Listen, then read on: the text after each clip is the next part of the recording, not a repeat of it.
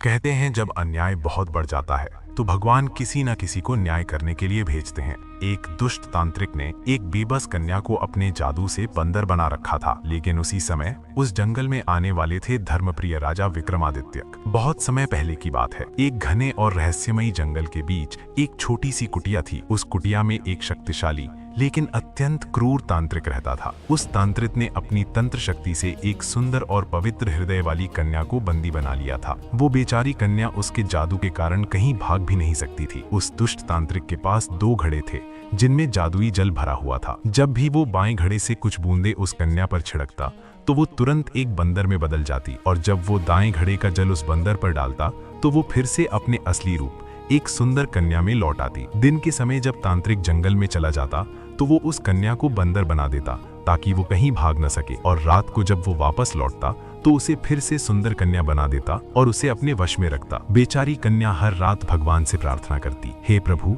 मुझे इस दुष्ट तांत्रिक के बंधन से मुक्त कर दीजिए। लेकिन उसकी सबसे बड़ी मजबूरी ये थी कि अगर वो दिन में बंदर के रूप में भाग जाती तो वो हमेशा के लिए उसी रूप में फंस जाती। समय इसी तरह बीतता गया। एक दिन महान और न्यायप्रिय राजा विक्रमादित्य शिकार की तलाश में उसी घने जंगल में पहुंच गए। पूरे दिन जंगल में घूमने के बाद उन्हें बहुत प्यास लगी। पानी की खोज करते करते वे तांत्रिक की कुटिया के सामने बने एक पुराने कुएं तक पहुंचे। तभी उनकी नजर पास के एक पेड़ पर बैठे कई बंदरों पर पड़ी। पहले तो राजा विक्रमादित्य ने उन्हें साधारण बंदर समझा, लेकिन जैसे ही बंदरों ने राजा को देखा वे अजीब ढंग से उछल कूद करने लगे, मानो वे उनसे कुछ कहना चाहते हों। राजा विक्रमादित्य बहुत बुद्धिमान थे। उन्हें तुरंत महसूस हुआ कि यहाँ कोई गहरा रहस्य छिपा है। सच्चाई जानने के लिए उन्होंने वहीं रुकने का निर्णय लिया। उन्होंने अपने घोड़े को थोड़ी दूरी पर घने पेड़ों के पीछे बांध दिया और स्वयं एक पेड़ के पीछे छिपकर कुटिया पर नजर रखने लगे। जैसे ही शाम ढली वो भयानक तांत्रिक वापस कुटिया में आया। वो सीधे उन बंदरों के पास गया।